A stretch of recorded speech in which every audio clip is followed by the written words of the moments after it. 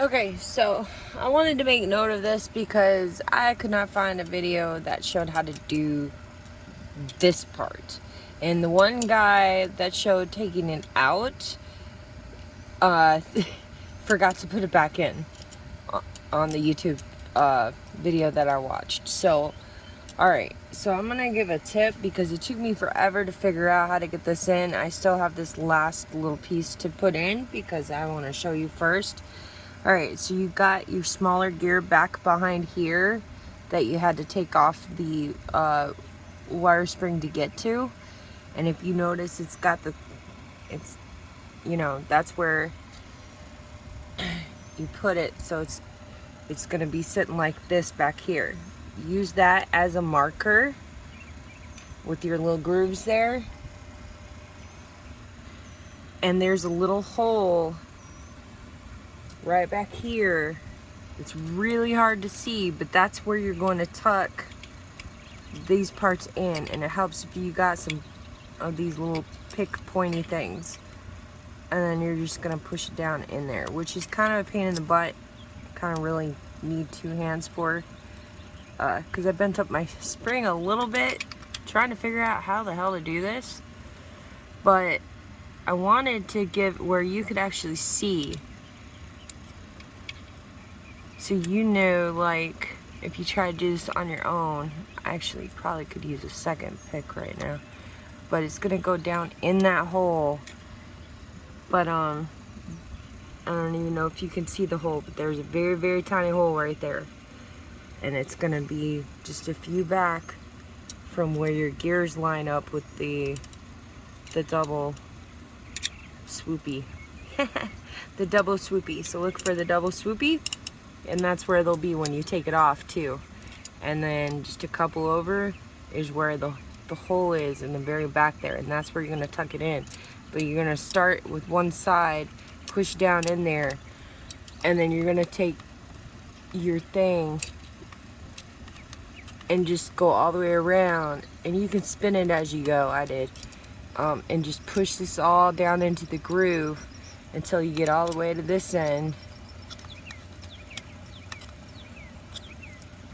And then I'll do it off camera and then show what it looks like done again, because I need both hands for it.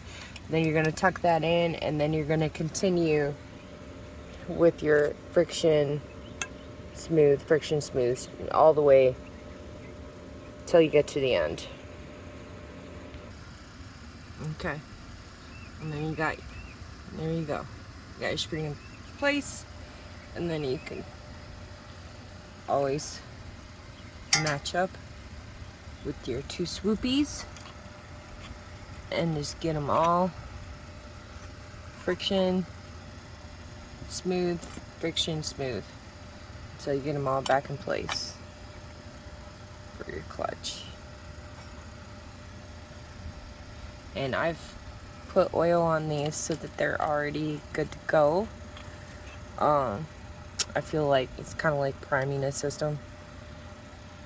I feel like it was a better idea than putting them on dry and then put more oil in.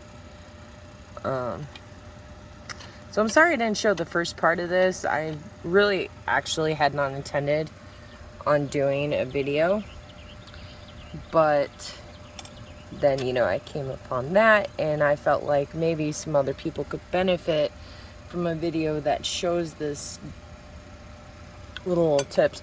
And I actually used a screwdriver, a flathead screwdriver, to help push that wire down after I got it lined up. So it was a combination using a screwdriver and a pick. And I've seen people use like fishing line, but you know, that just seems like more effort than it's worth. And then what if it breaks and you end up with fishing line in your clutch? I'm not sure that would be such a good idea.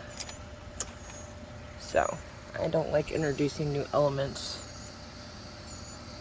that are not supposed to be there. So just keep lining these up one right after the other.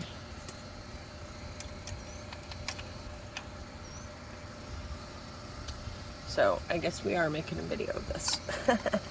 So you didn't get to see how to take it off, but you can see that in other videos. I I want to show you how to put it back together. So, come on.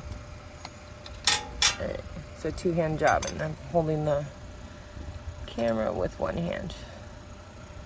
There we go. And one more. There you go. Alright, now just to show you why I did this. These are the old ones. They're worn out there. But I actually ended up stranded because I could not shift. I completely lost my clutch. So went ahead and ordered, all I did was order the friction parts, and I'm reusing the smooth steel parts. So it was way cheaper that way. So hopefully this all works out. Alright, so that's that. Okay, so it took me a minute to figure out how to do it right. But okay, so you have the big steel plate, and then you have your little spring plate, and then the plate with the bolts that holds everything in place. So you're just gonna tighten these down, and then you just add your cover back on and put some oil in and go from there. So yeah, took me a minute, but I figured it out. I spent too long in between, so I had a shudder moment. Couldn't remember where the thingy went on the thingy, you know, because that's what I do. But in the end, I figured it out. Perseverance and stubbornness. Alright, so we got these tightened down, we got the seal in place, so now we can go ahead and add our cover back, and then we'll clean it all off and add some oil and be good to go. Now, when I took the screws off, I lined them up. So this is the first one. Now you have two long ones. So this is the first one going to the end. So how I pull them off is we start right by where you put the oil in at. So that means the third one here is going to be long, and the last one here is going to be a long one. All the others are pretty much the same size. So that's what order you want. Stuff like this is just better to make sure that if they're all different. And we're just gonna go all the way around. Okay, so we got it all back together. Got our horn back on, oil in. That's how you put it back together. Was not intending to do this video, that's why it doesn't show how to take it apart, but it's just pretty much same as you put it back together. So I just really wanted to focus on that spring more than anything, because I couldn't find it. I had to kind of figure it out on my own, but that way maybe it'll help somebody else and not waste an hour of their time before they finally are able to get it. But that hole is important. Anyway, y'all, thanks for tuning in. This is Shuttersplaining, and I'll see you next time.